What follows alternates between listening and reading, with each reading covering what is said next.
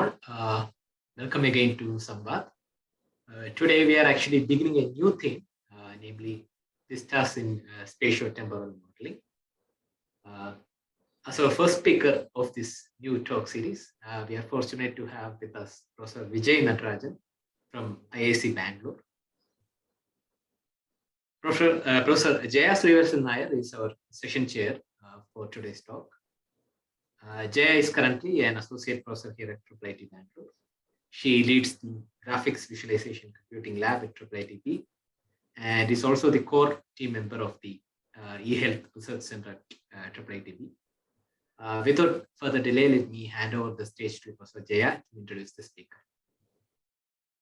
Thank you. Thank you, Nikhil. Good afternoon, everybody. So, as Nikhil mentioned, this is the talk series in this particular theme called Vistas in Spatio-Temporal data. So we have a series of talk, and the first one is inaugurated by Professor Vijay Natarajan of IISc. So briefly about Professor Vijay. So he is a professor in the Department of Computer Science and Automation at Indian Institute of Science, Bangalore. So he's received his Ph.D. from Duke University, BE and M.Sc from BITS Pilani. His research interests include scientific visualization, computational geometry, and computational topology. In his current work, he is developing topological methods and tools for time-varying and multi-field data visualization and studying applications in biology, material science, and climate science. He is very well accomplished. He has been elected as the Fellow of the Indian National Academy of Engineering in 2019, and he's bagged the prestigious and highly competitive fellowships such as Swarna Jayanti Fellowship DSC in 2016 and a Humboldt Research Fellowship for Experienced Researchers during 2013-14. And there are, it's a long list of awards, so I'll let you read his CV at peace. So today he's going to talk about spatio-temporal data analysis and visualization, a topological feature-directed approach. So he's going to talk about how computational topology can be used in understanding data better, especially data that comes from high fidelity computational simulations and high resolution imaging devices. The challenges of understanding this data comes from its inherent complexity in terms of the size of the data and the number of features. Vijay and his team works on topological methods and tools which can be used to understand these data sets better. So he leads the visualization graphics lab in CSA. So after you, Vijay, welcome to IIIT virtually. Yeah, thank you. Okay. Thanks, Jaya. That was a very kind introduction. So I'm going to talk to all of you today about the bringing together of two topics that are very interesting for me, topology and visualization. And a lot of the work that I have done is in the context of spatial and dynamic, so hence spatio-temporal data. Let me start with a introduction to where I come from. I am a member of the Department of Computer Science and Automation. This is a highly energetic and exciting department full of young minds, the PhD researchers, and very accomplished colleagues that I have the honor of working with and collaborating with. So within computer science and automation, we run a group on visualization and graphics. Again, a group of very talented and enthusiastic researchers at all levels. The focus of our work within this group is the design of topological structures that I will talk about today. We develop algorithms for computing these structures, for analyzing them, for measuring them, and for comparing different structures and querying these structures. The data that we tend to analyze has come from a diverse set of disciplines. Currently, we are working together with material scientists and with oceanographers. But in the past, we have worked extensively with biologists and cosmologists. So you will see a sample of some of this work in my talk today.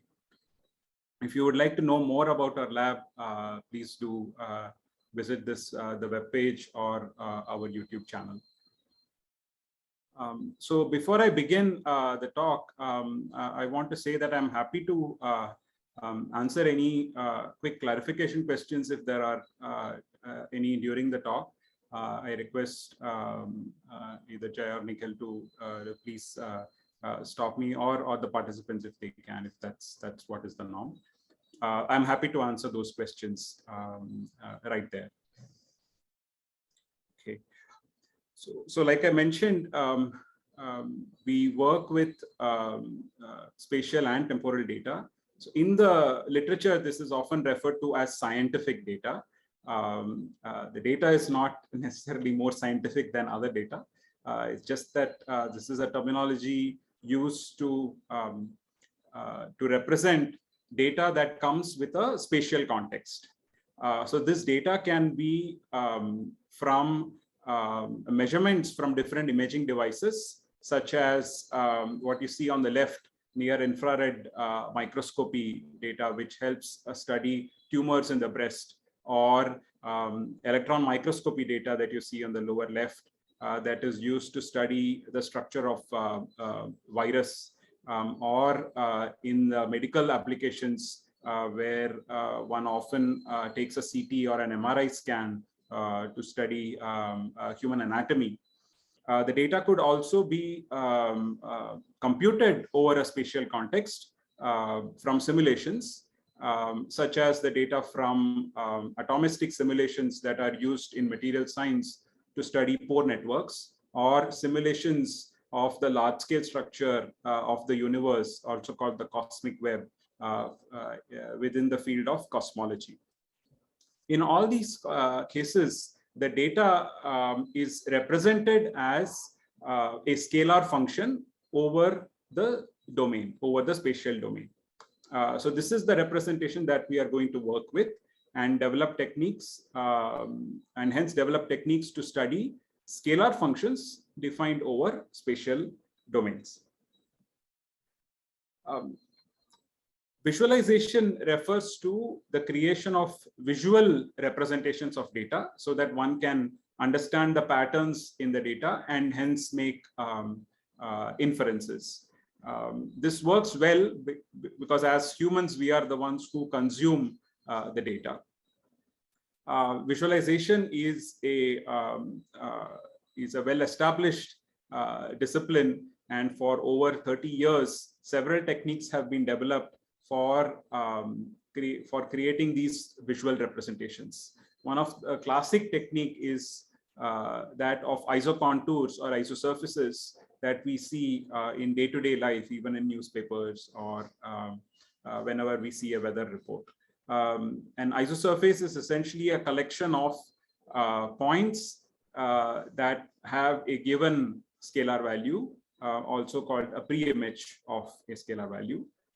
They are very useful in order to study 2D data, such as the terrain data that is shown here. If you are a hiker, then you may have used such terrain maps to plan your path, plan your route. When you go to 3D, the 2D contours that you have from 2D extend to surfaces in 3D.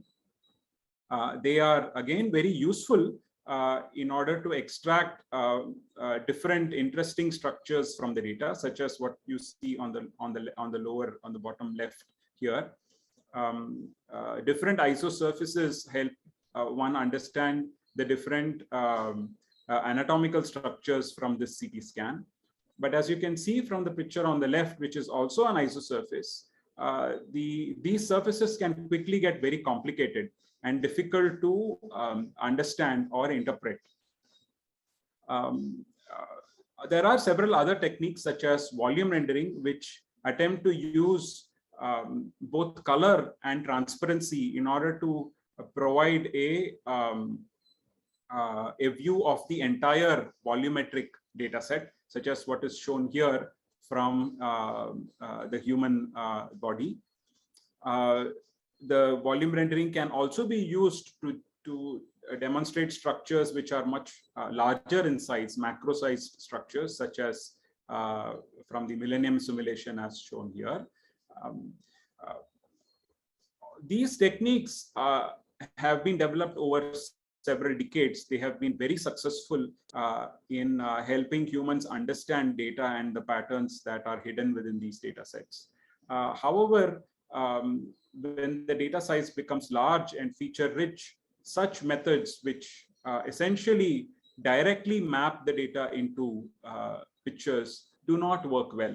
What is needed is a new approach which focuses on the features that are of interest. So this brings me to this list of current challenges in the domain of visualization. I'm going to list only those challenges relevant to this talk.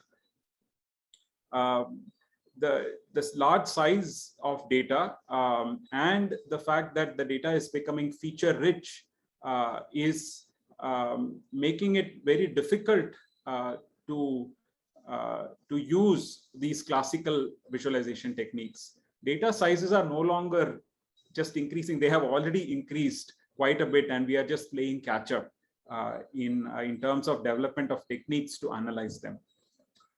Such feature-rich data are quite common when you think about fields or scientific data that changes over time-varying data or dynamic data.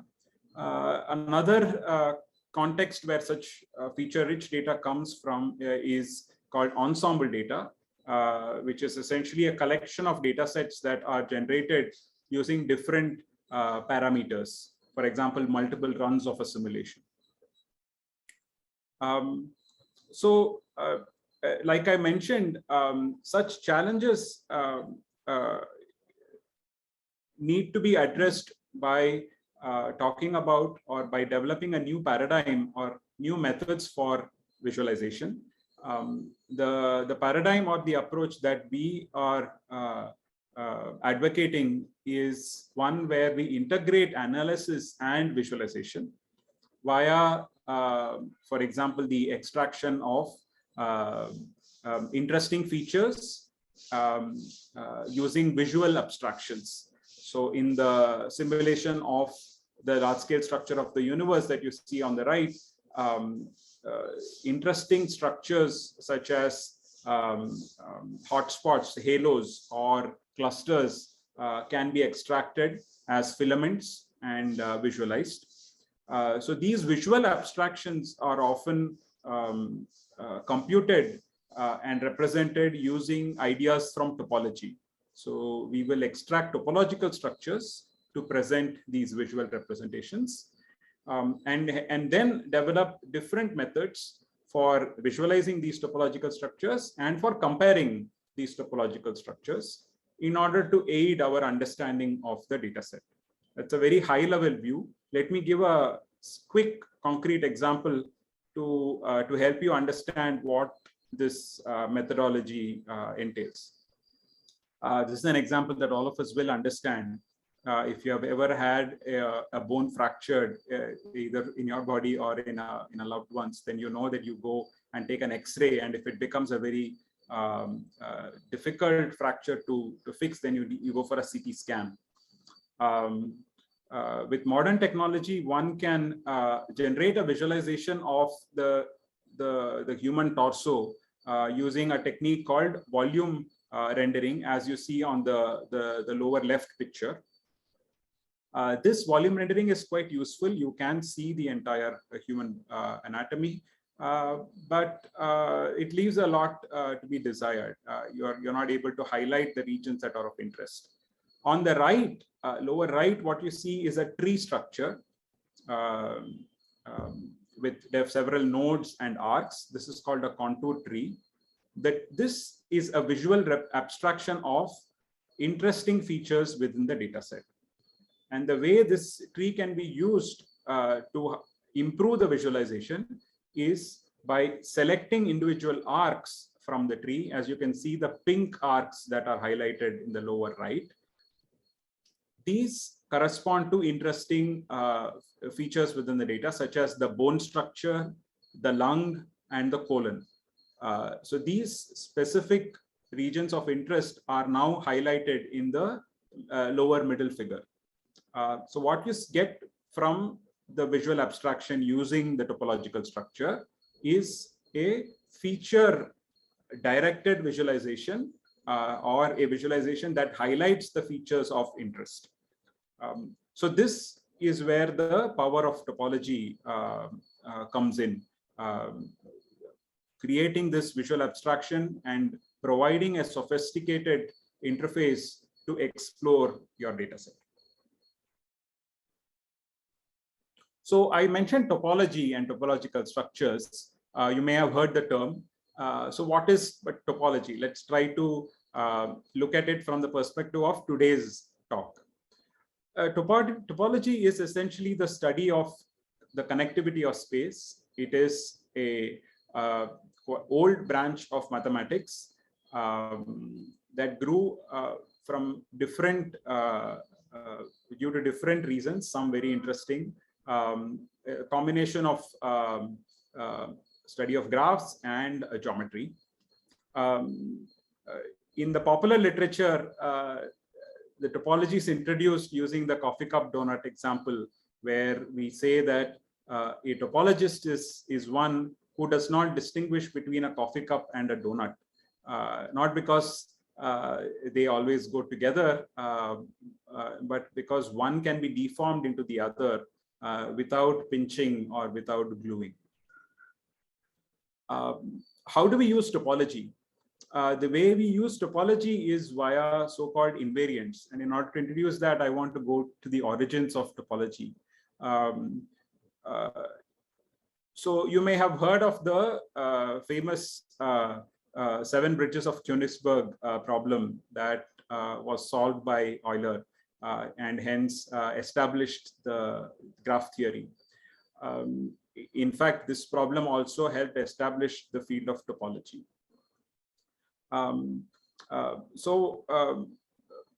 What Euler essentially did was to prove that but what Euler did was he provided a negative result, a negative resolution of the problem, saying that there was no such tour that allows you to go over each bridge exactly once.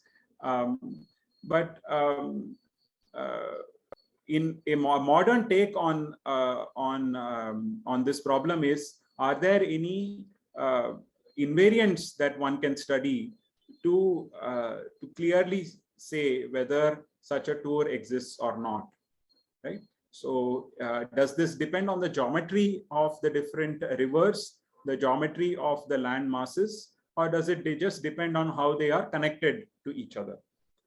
How do you distinguish between two spaces that are connected similarly but have different topology? This brings us to the notion of invariants, and this is how topology is used in practice, or how topology is studied within mathematics.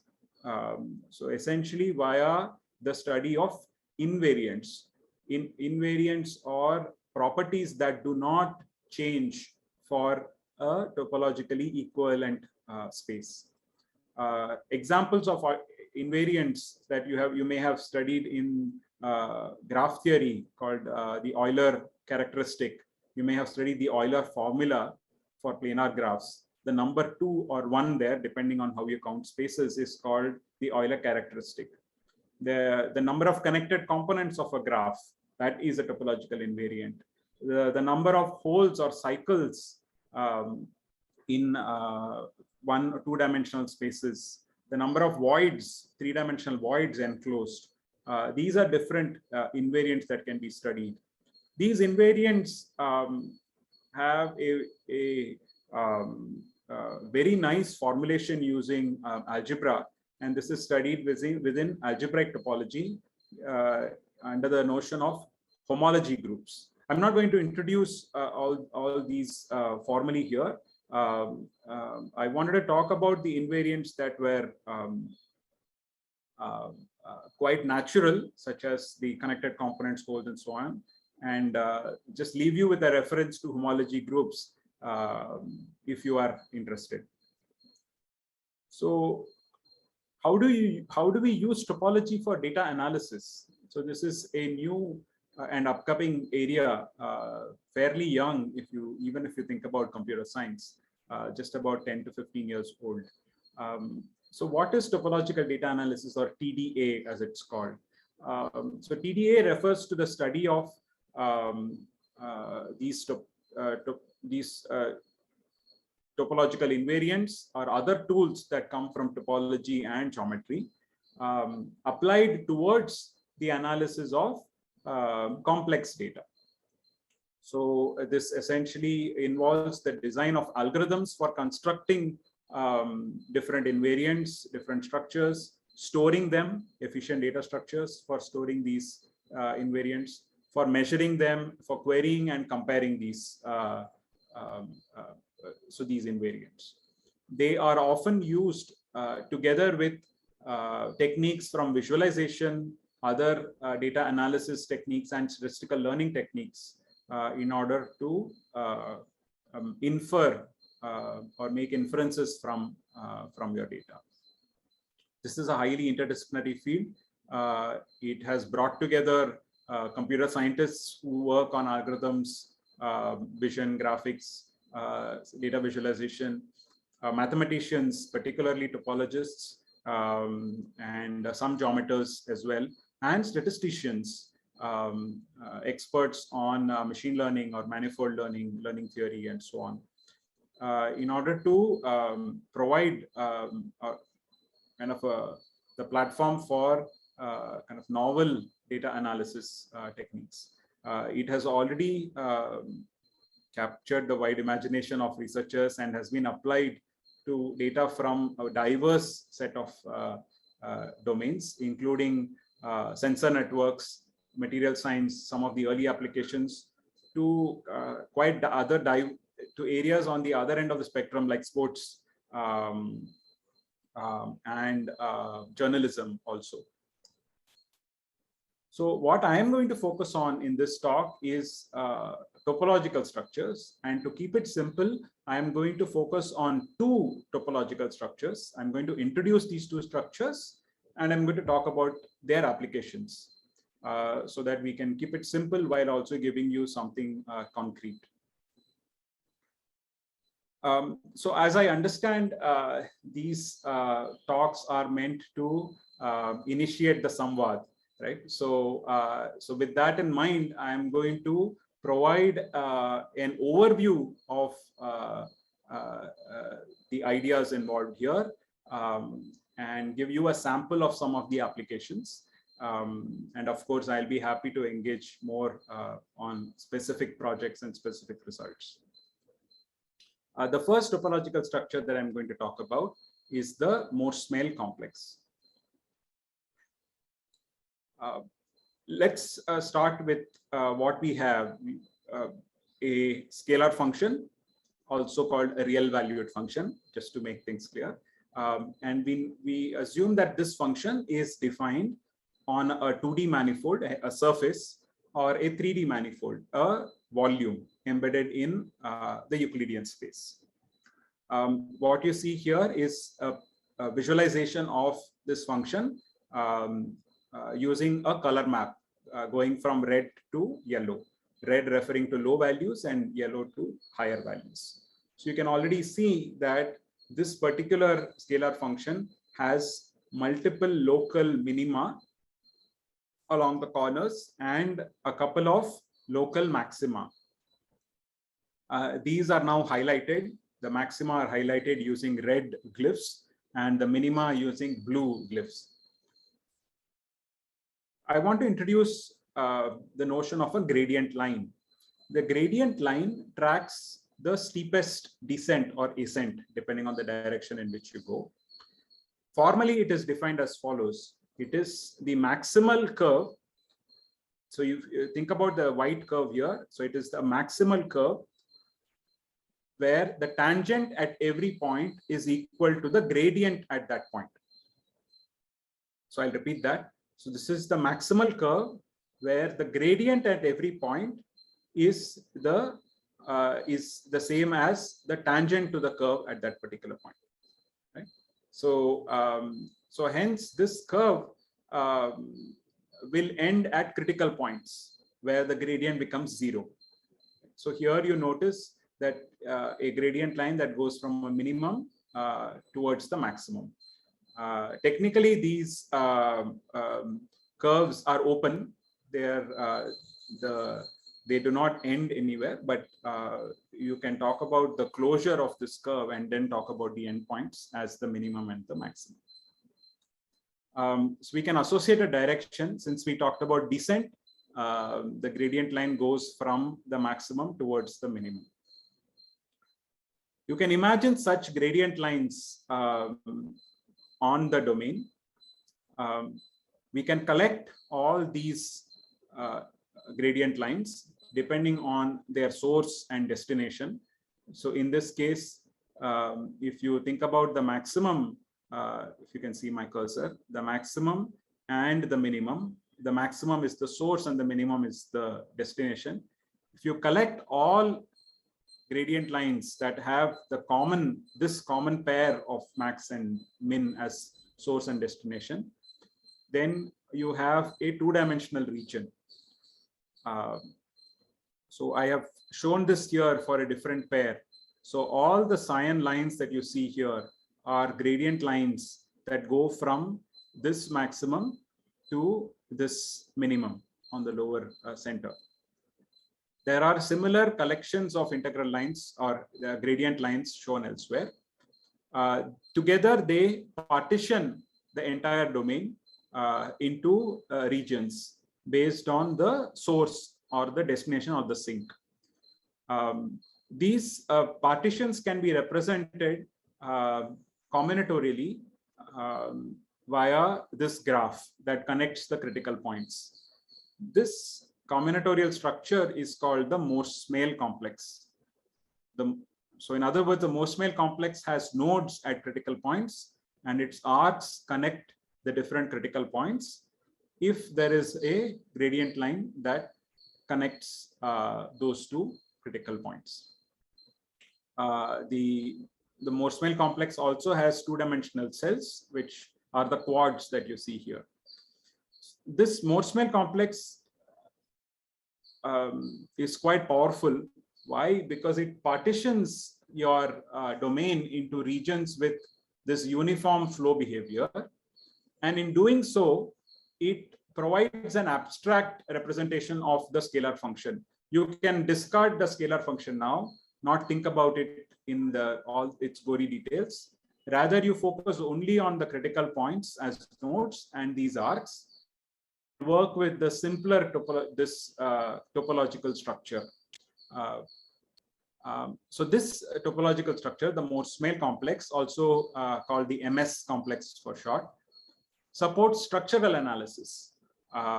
You can understand how many maxima there are, how they are connected to each other, and so on. For time-varying data, it supports feature tracking. You can track how one mountain is transforming into the other over time, and so on. So the MS complex was developed in the early 2000s, and it continues to be a topic of interest.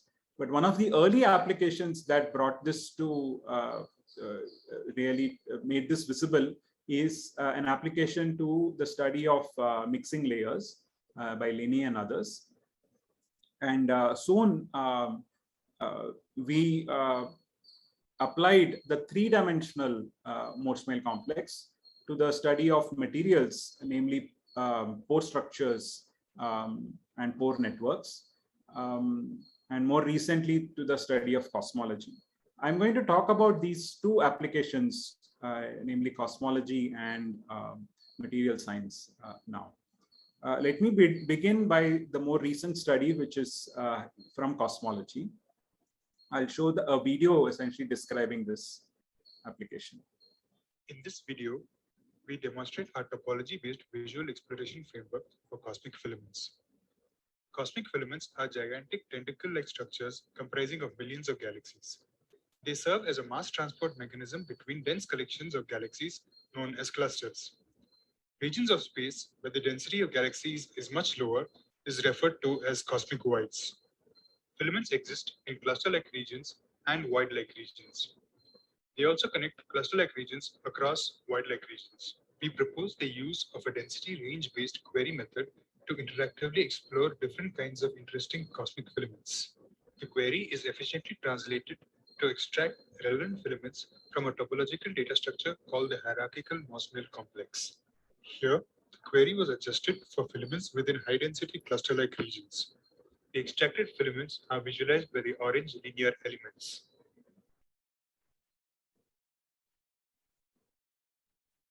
Filaments within voids form interesting objects of study which are not easily extractable using earlier methods. Here, we extract filaments within void-like regions. The queries demonstrated in this video execute in real time.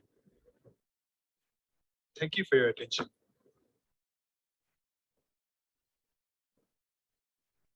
So the study of filament structures was a notoriously hard problem. One of the reasons is that these filaments appear at multiple density regimes. So existing techniques that were employed earlier at that time tried to, they attempted to identify these density regimes, but it's turned out that the filaments were available at really multiple density regimes. So it required a lot of hand tuning, whereas with the Mosfet complex, we could extract these filaments at all density regimes without any explicit knowledge of where they are supposed to exist, right? So this allowed for a lot of subsequent analysis on these filament structures. This work was done together with a few cosmologists who have been studying the large-scale structure of the universe for many decades. So Vijay, a question. Yeah, sure. The backer is asking, how are the critical points identified? Maybe you can quickly clarify. Okay, sure. So the question, if I want to repeat, it's how are the critical points identified? Yes. So we know from calculus that critical points are computed by computing the gradient and the Hessian or the first and second derivatives, right?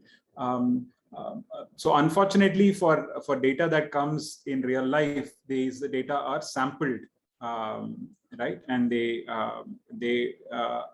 function that you are trying to represent is approximated via interpolation. So we use linear interpolation. Now, there is a very nice theory that allows us to transport ideas from smooth functions to piecewise linear functions. I have skipped over that. But suffice to say that critical points can be identified and located and also classified into minima, maxima, in the different types of saddles using local comparisons. I'll just give you an example in one dimensions, and I'll leave. I can give references at the end if you're interested. So let's think about a one-dimensional function, and let's assume that you have you are representing it using a piecewise linear curve. Now the idea is to locate the minima and maxima. The way you can identify them is you pick a particular vertex, you compare its function value with its two neighbors. There is a left neighbor and a right neighbor. If both neighbors are higher, then you are a minimum. If both are lower, then you are a maximum. It's very simple in 1D. But for minima and maxima, this is essentially all you have to do, provably so, in order to recognize specifically minima and maxima in higher dimensions. All you have to do is look at your local neighborhood, all the vertices in the local neighborhood, check whether they are all lower or all higher. And with this simple comparison, one can decide if you are a local minimum or maximum. And a slightly more involved analysis allows you to decide if you are if that vertex is a saddle, a third type of critical. So I'll move on to the next application, which is to the study of pore structures. So here the aim of this study was to understand the behavior of porous objects. So porous objects are designed for different purposes. In this particular case, they were designed as a cushion on spacecrafts, such that they are able to take the impact of space debris or micro meteoroids. So the idea is to understand how these porous objects behave when there is an impact. So in this case, the specific simulation was for a really low density copper foam. I think it was called astrogel. So that you can see on the pictures on the top. These are different time steps of which shows the porous medium and how it behaves when a meteorite impacts from the left. So you can see a gaping hole here that is caused due to the micrometeorite coming and impacting this guy from the left. So this is time instance 1 and 2 and 3 and 4. Right? You can imagine that these are not consecutive time steps, but time goes left to right. Now the idea is to understand how this porous medium changes over time. How does the porosity change? Where is the impact on porosity? Right? Porosity is very important because it helps understand how the material is able to absorb the shock. Right? So what is important for this study is a consistent extraction and representation of the pore structures and how they have changed due to the impact. These pore structures can be extracted using the Morse complex, the Morse-Smale complex. And what is good is that the reconstruction is consistent over time. So what you see on the lower pictures are in green are the filament structures of the pores in the object. Right? So the pores form a network, and the better connected the network, the more shock absorbent the material. If there is a change in the pore structure, that means that the object is significantly affected. What you see in purple are the changes to the filament structures, purple and red. So what we are able to do using the Morse-Smale complex is to extract these and study how they have been affected due to the micrometeorite, visualize these changes, and since the representations are available, we can also quantify them and use them for subsequent analysis. Right? So that the subsequent analysis is typically taken over by the domain scientist, in this case, the materials designer. So here is a close-up which shows that there are certain pores that have been significantly impacted within this first time step t to t plus 1 or t plus k. Right? Whereas there are other parts of the domain which are completely unaffected due to the impact. This is good behavior.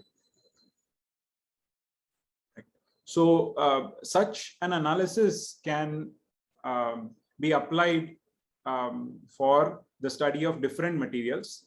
The previous study was for data from simulations, which is often well behaved. More recently, thanks to the advances in the study of Morse-Mel complexes, we are able to compute this complex much more efficiently and more robustly. So we were able to apply the Morse-Mel complex to study granular matter that have been imaged using CT scans. So what you see here is a picture of sand particles that are cemented together using an epoxy. This is these granular materials are studied by Tejas, who is a material scientist in IISc, and his group, and they are interested in understanding these granular materials as they are under stress and how they behave over time and so on. What we were able to extract using the Morse-Mel complex is a segmentation of the sand particles into individual particles, as you can see here. Each particle is colored using a unique color. You notice that the sand particles come in different sizes and shapes. This makes the problem hard.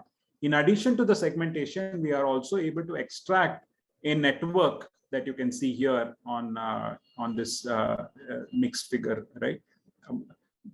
These filaments indicate that there is a contact between two different sand particles. Each sand particle is represented using a red sphere, and the blue indicates that there is a contact between two different sand particles. For example, on the left, you can notice that this green sand particle has a contact with this gray sand particle, and so an alternate representation would be one where each sand particle is represented using a red sphere and the contact is represented using the blue sphere. This contact network helps understand the overall behavior of the granular material as it is under stress. The benefit of the use of Morse-Mel complex was the quality of the segmentation. Up until then, segmentation was typically achieved using the very popular watershed based methods. MS complex allowed us to avoid over segmentation, as you can see in the segments shown in color here.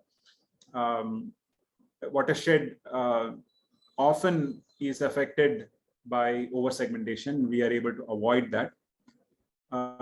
We are also able to improve the quality of the segmentation. Watershed comes with the vanilla watershed results in poorer quality outputs, but a post-processing step that comes with a parameter allows one to improve the quality. So this parameter is what is shown in parentheses there on 3.0 is a parameter for post-processing. So even after post-processing, the quality of the segmentation is not as great. As you can see that the three segments, the three particles here are not really segmented, whereas MS complex is able to do the segmentation fairly well. So this more recently, we have been able to do such an analysis of the structure of materials, even from noisy CT scan data. So I am going to now move on to a second topological structure. But before I do that, if there are any questions about the MS complex, then I can answer them. Let's wait for a few seconds.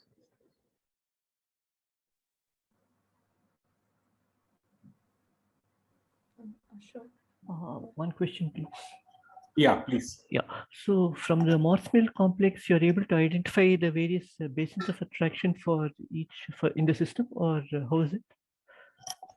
Correct. Yeah. So the terminology used in watersheds is these basins, and how are they defined using these using this notion of geodesic distance. The MS complex, I talked about sources and sinks. Yeah. So you can imagine that the sink is defines a basin, and its basin is the cell that corresponds to that that particular minimum.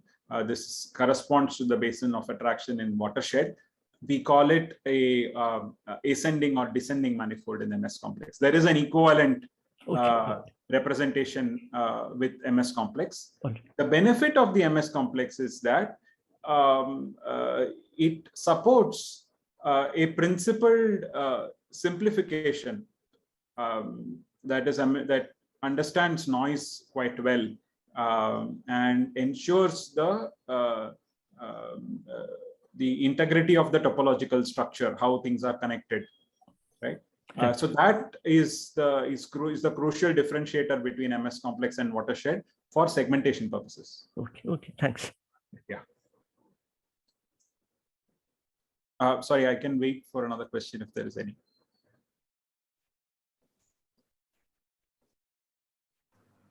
So, Vijay, this is me. So, can you explain how you do it differently when you use Mosfet complex for segmentation?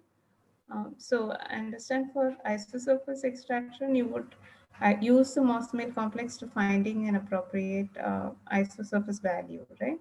So, yes. For segmentation, how do you? How does it relate to the graph? Do you segment the graph itself, or? Okay, yeah, that's a good question. Let me try to use that particular figure to explain. Come back to this. Right. So, if I understand the question, the MS complex here is shown as a combinatorial structure, as this graph, right? The question is, how do you go from here to a segmentation? Okay, so in the previous step, I said that the MS complex partitions the space into these regions with common source sink pairs, right? So these give you the individual quads. So for example, this quad consists of all gradient lines that go from this maximum towards this minimum on the lower left. So with this, I already have a segmentation of the domain into quads, right? So this segmentation has a nice property that every segment is monotonic. There are no critical points in the interior. So you can imagine that each of this quad patch as essentially a plane, right? It may not be a plane. It's a monotonic surface, but we know that there are no critical points. Okay, so that is one segmentation, and such a segmentation is useful in some applications. The application that I talked about collects all quads that correspond to one maximum together, right? And that gives you this mountain. This segmentation is what we use for the material science application. Granular matter. Okay. For the granular matter, yes. Okay. And there are other types of segmentations that we can develop from the quads as a collection of quads. You can think of the quads as some kind of building block, and you can put them together to form different segments. Right. So, for example, I can collect the segments corresponding to all the quads corresponding to this minimum to give me a segmentation into valleys. So the second topological structure I want to talk about, maybe only briefly, is the contour tree. The contour tree again starts with a scalar function, but it represents how the connectivity of the level sets change over time. So let's look at an example here. So this example, as you can see, the level sets or the pre-image of a scalar value is increasing as you change the function value from low to high. Let's try to track the boundary of this black region, right? So that's what we are sweeping up. You can notice that so now there's a single component of this level set, and it's breaking into two, right? And as you grow up, one of the component dies at the left maximum, and then the remaining one on the right also dies, right? So as you start again, you notice a new component was born. A second component is born at the second minimum, and these two components merged into one, right? So there is a lot of changes to the connectivity of the level sets as you sweep from low to high values of C. This is captured in the tree that is overlaid. The tree again has nodes which are critical points, and the arcs of the tree correspond to the individual components of the isocontour or the level set. So once again, we can discard the scalar function, work with just the tree, because it abstracts away the information that may not be as useful as the connectivity, the structural connectedness, right? I talked about the creation and destruction. These define a topological feature. So for example, a valley is born at a minimum and it dies when when it merges with the next valley. So this birth-death pair comes at critical points, and the pair represents a topological feature. This is represented as an arc in the contour tree. The size of this feature is the lifetime during this evolution. This feature size is also called as topological persistence. Even though that's an abuse of notation, the topological persistence has a very specific definition that I'm not going to talk about here. But in case you have heard the term, then this is what I'm referring to. The contour tree, again, is a very useful topological structure and has been applied to a wide variety of applications. I'm going to talk about one and then maybe just mention the others, even though I have slides for the others. I'm going to talk about symmetry. We see symmetry in different, in both in the natural world and in the artificial, man-made or human-made world. Symmetry in virus particles, symmetry in biomolecules. All these are very useful to understand how they function, right? Or to even understand when they do not function. Symmetry is also observed in engineering disciplines in the study of flows. The bottom line is that the study of symmetry, these different phenomena, in some cases, the absence of symmetry is also very useful to understand if there is an outlier or if there is a hotspot or something. Right? Symmetry can be extracted using the contour tree, using a very simple subgraph comparison. Once we are able to identify the symmetry, we are able to highlight them as shown here. The top row shows the different structures where with the human eye, we can notice some symmetry. Each of these features that we notice from the top row, it is represented as a subtree of the contour tree. Comparing these subtrees allows us to recognize that these structures are similar. So essentially, we break down the problem of symmetry extraction as a subtree comparison problem and solve it efficiently. In order to get the symmetries on the bottom row, we're able to extract symmetries of different kinds. From the left to right, adenovirus, we detect dodecahedral symmetry. In the ribonucleoprotein, we identify rotational symmetry. In the bacteriophage, we identify what's called corkscrew symmetry or translational and rotational symmetry at different scales. So to zoom in and tell you that this symmetry detection is not an easy problem. The data is highly noisy. To extract symmetry that is actually beautifully present and visible to the human eye requires explicit identification of the features that are of interest. So symmetry appears not just in virus and in molecules, but also, like I said, in engineering applications, such as the study of turbulent structures in flows.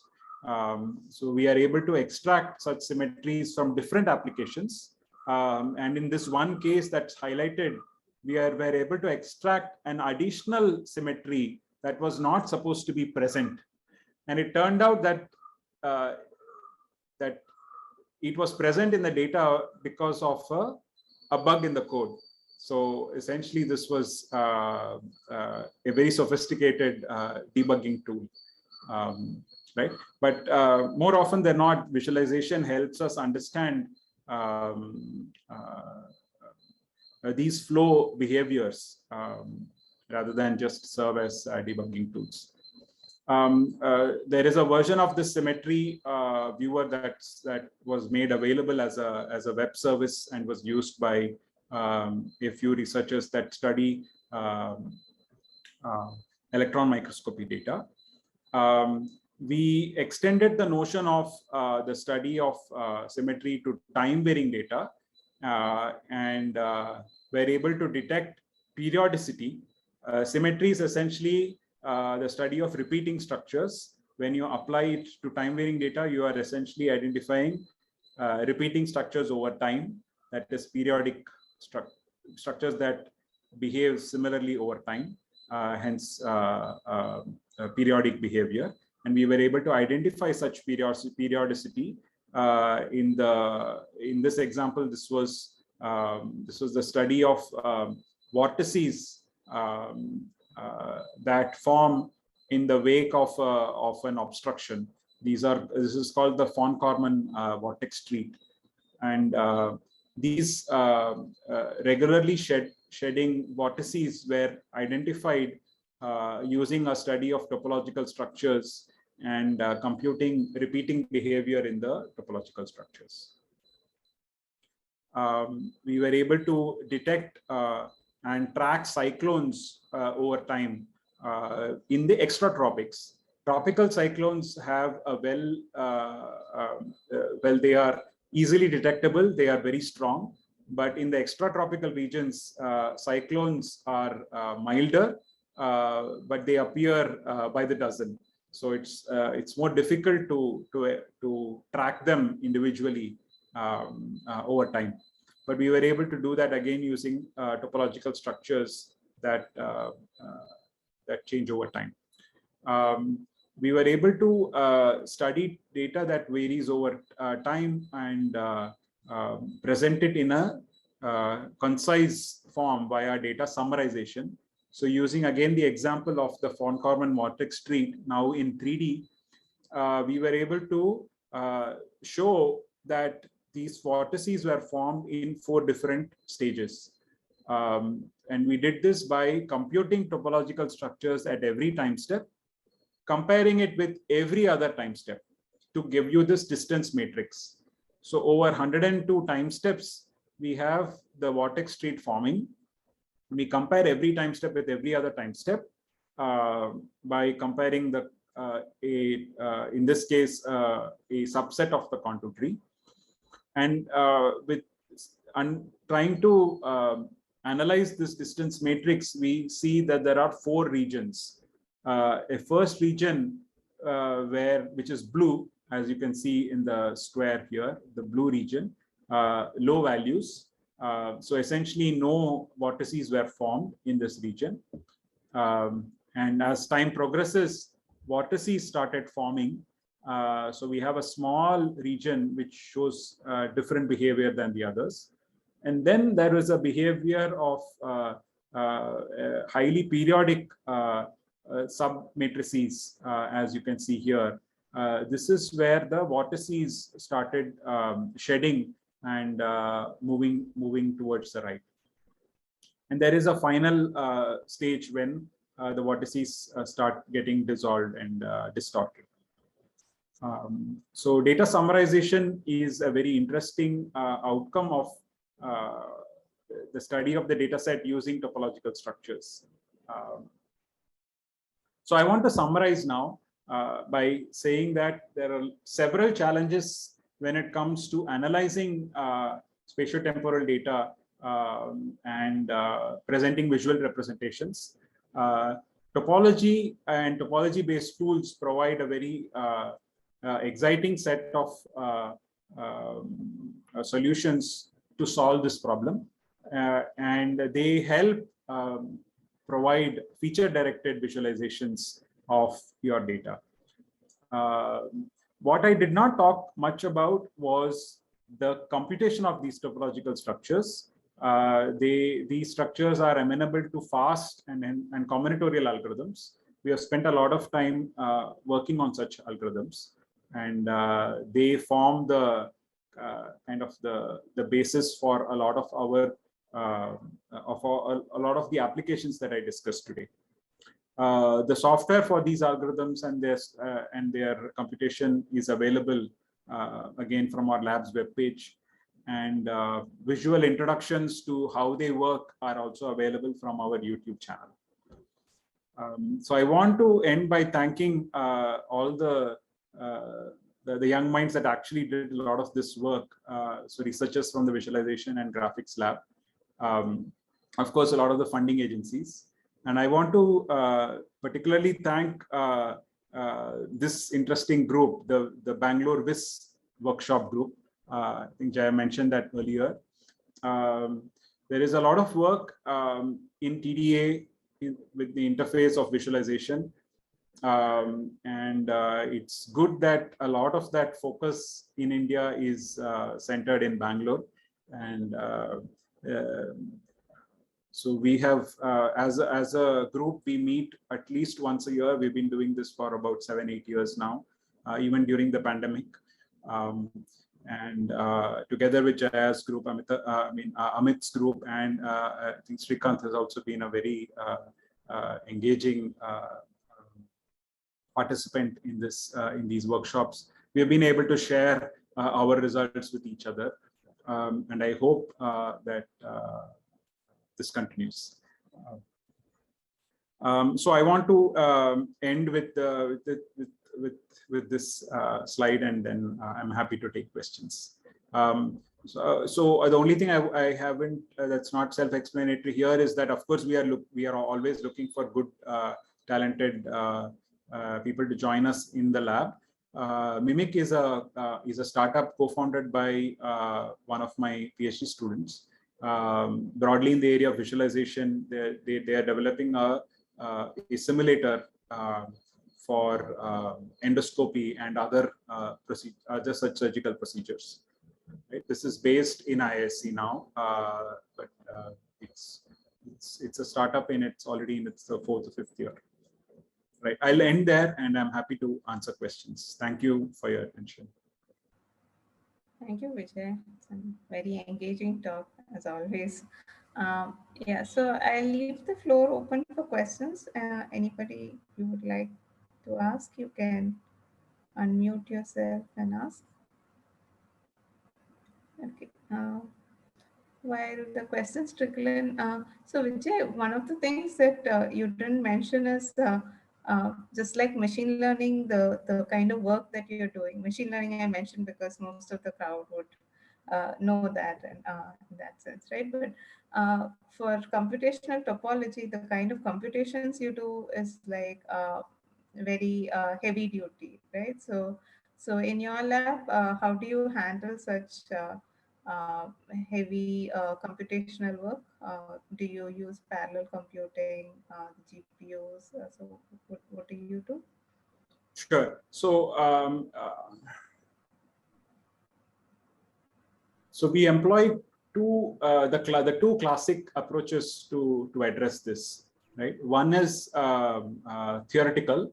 So we are very much interested in these topological structures. So we keep going back and trying to redefine them and understand its properties. And this has often led to completely new ways of computing them, new algorithms that are based on these properties that we're able to prove. So for example, the contour tree, the algorithm for computing the contour tree was already known for a long time. But when it comes to really large sized contour trees, it becomes difficult to compute them because you require the data to all be in memory and so on, right? We went back and tried to understand how the tree can be computed in a what is called an output sensitive manner. So where you don't care about the size of the data so much, other than the fact that you have to read everything, but you care about what is the size of the output, right? We proved some interesting results about the degree of every node and when does that change. And using that insight, we were able to bring down the complexity of the runtime by a factor of, I think we brought it down from n squared to n log n really. Right? So this was for a variant of the contour tree, which has cycles called the Reed graph. But anyway, so this is one approach, the theoretical approach, but which leads to big gains. The second approach is equally important, but the approach where we focus on efficient implementations.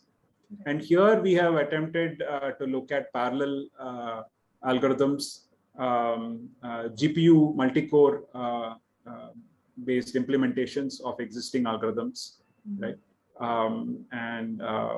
For the contour tree, we have a parallel algorithm that works on the CPU. For the Mosfet complex, we initially had a multi-core CPU algorithm and then a hybrid which works both on the GPU and CPU. And more recently, we have a fully GPU parallel algorithm that tries to make use of all the few thousand cores that you can put to bear. Yes, so we've had good success with both approaches.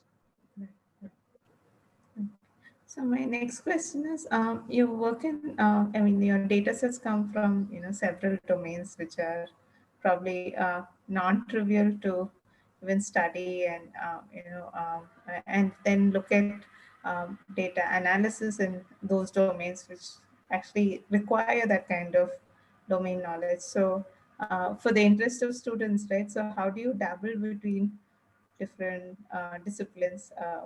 What is your algorithm that you follow when a new data set from a new domain comes by? Okay. Okay, I'll start with one kind of more. First, I think as somebody who actually studies or works with my data from a few disciplines, I think what has helped me is right from early in my career, I was interested in the different sciences. Right, I think that interest was necessary. So some of my students, for example, Talha was highly interested in biological structures, and he understood a lot about them. He went and read several papers. So Raghavendra, who is currently finishing his PhD, he has also worked significantly on biological structures. So he went in and read several of the papers and made an effort to understand. So it does take time to understand the background. But what is good nowadays is that there is a lot of linkages between CS and different science engineering disciplines. So there is good introductory content that one can use. So this is crucial, I think, in the first stage before even jumping to the data set. Just understanding what that discipline is all about. What do they care? What questions do they typically ask? And then something that helps is regular engagement with your counterpart in that discipline. So monthly or weekly meetings, or maybe just going to their lab, spending a day, a week in their lab, right? Just doing our work, but sitting there. We haven't done that yet. We hope to do that, but we do that virtually now, right? By having weekly meetings with them. For example, with the material scientists, I meet every week, even if not anything, just to understand what new problems they have found out with their work during the week. Right? So it may not be a regular project meeting. It's half of it is a project meeting, but half of it is essentially just understanding each other's language. That takes some time. Right. So this is one of the reasons why I do not engage with multiple disciplines, because it takes a lot of energy. So as of now, I'm working primarily with material scientists and oceanographers. Too many disciplines, and it makes it very difficult to make an impact. So how do you, so then the next question is, you said there's connection between computer science and many of these disciplines, which is sort of becoming more apparent now, since a lot of people are working in interdisciplinary sciences and all that, right? So how do you, can you give an example how you culled out a computer science or a data science problem from one of this where, I mean, of course, it requires, you know, the sort of, not discarding, but sort of peeling out the domain knowledge and then getting into the crux of the problem and fashioning it as a computer science problem, right? So how did you, I mean, any examples that from your different projects that you were able to do? Sure. Yeah, let me think of one. Okay. So maybe I'll try to use an example that I already covered in the lecture so that it's more relatable. Right. So I talked about the application to granular materials in the study of cemented sands, right? So here the researchers were already using watersheds for segmentation. They wanted a new segmentation technique, right? So it was already well understood that the MS complex helps with segmentation. So that was not a big jump, right? So we tried the MS complex, and it worked well in terms of getting a segmentation, right? But in the process, we were trying to talk to them, right? Understand what they are doing with the segmentation, right? I mean, the output for them was segmentation, and we could have stopped there, but in engaging with them, we understood that the segmentation was just a first step towards trying to understand something called the fabric. So as in how are these particles connected to each other? What kind of a network do they form, right? And how does force transmit along these networks? That's what they're interested in, right?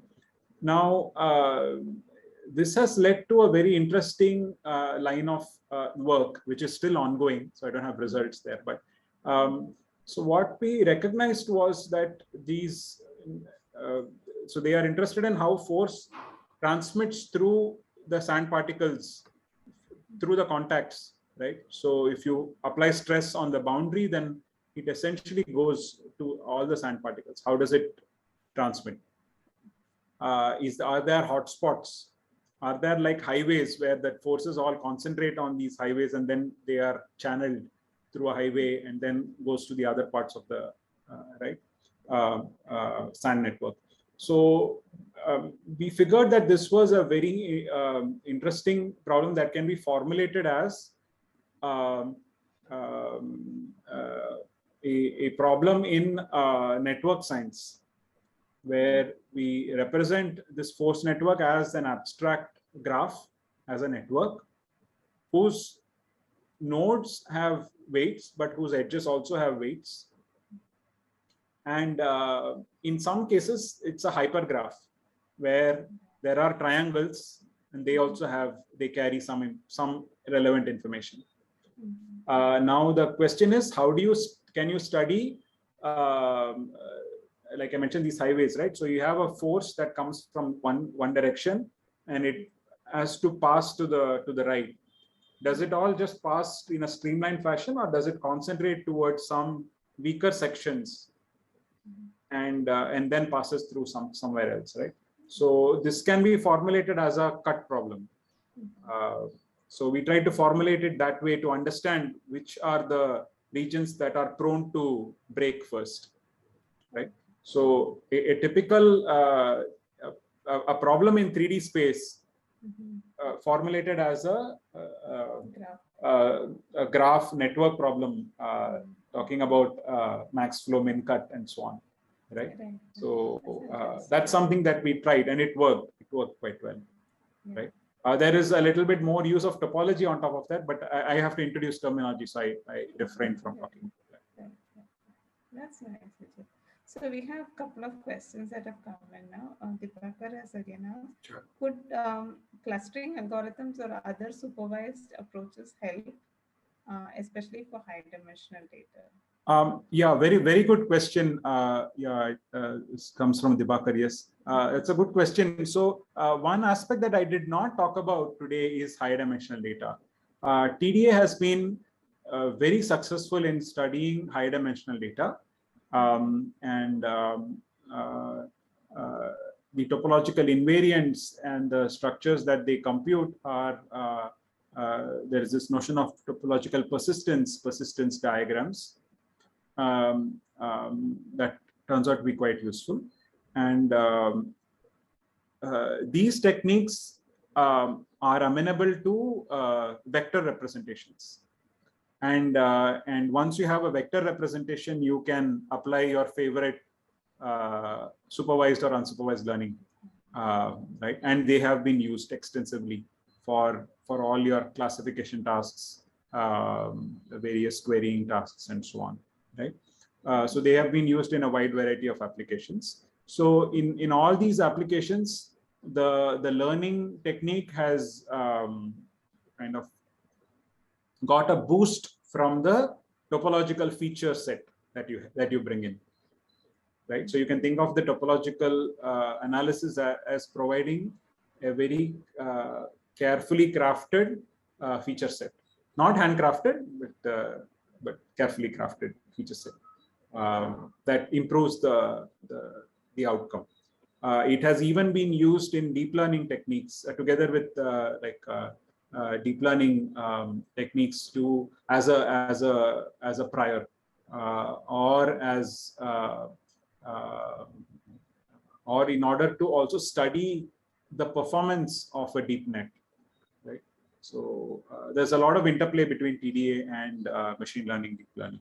I encourage everyone to look at work on TDA. There is a workshop that I think that happens every year with the NeurIPS on TDA and deep learning. So you can take a look at that if you're interested at this interface. If you are interested in the interface between topology and visualization, then look at the VIS conference, or look at a workshop that is going to be that we are organizing this year at VIS on topological data analysis for visualization. So this is going to be a half-day workshop at the IEEE VIS conference. Nice, congrats, Vijay. So I have the other question. So you also do it the other way around, right? So you do use clustering and all of that for filtering your critical points, removing weak critical points as well, right? So it also helps the other way around as well. Right. Yeah. So classic learning techniques help us with our analysis. Yes, we often use it that way as well. Yeah. Yeah. So it goes both ways. It does go both. Yeah, it does go. You can use topological analysis to support your learning techniques, or you can use learning techniques to understand how to use your so how to improve your segmentation. So it works both ways. Yeah. One question, if I may. Yeah, go ahead. Yeah. So you were talking about the von Karman flow, right? Finding periodicity in the temporal flow. So isn't that essentially just finding a Poincare section of the system? Okay, so so in 2D, I think this is a little bit easy because it's essentially locating these maxima, right? And once you locate the maxima, then you can recognize the vortex tree. But identifying the periodicity is not as trivial, right? So so it turns out that the periodicity was known. I think it was known to be about 72 in this particular simulation. I think it depends on I mean how you run your simulation and the time step. But just to give you a reference, in this particular simulation that we had, the periodicity was at, if I remember, it was 75 time steps, right? So if I can go there.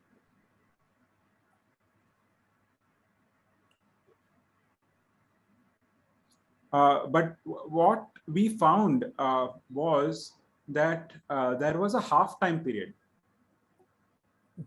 And after we identified this, we recognized that this corresponds to a flip, a symmetric flip of the two. So if you know, I guess you have seen this earlier just by the question, but so there are this vortex street consists of both the clockwise and the counterclockwise vortices, right?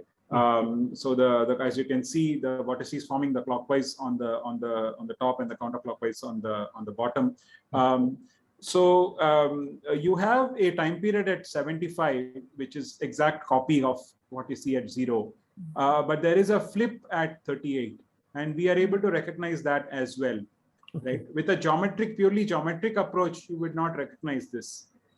This 38 half time period is visible only because we care more about how the vortices are connected to each other, rather than where they are located.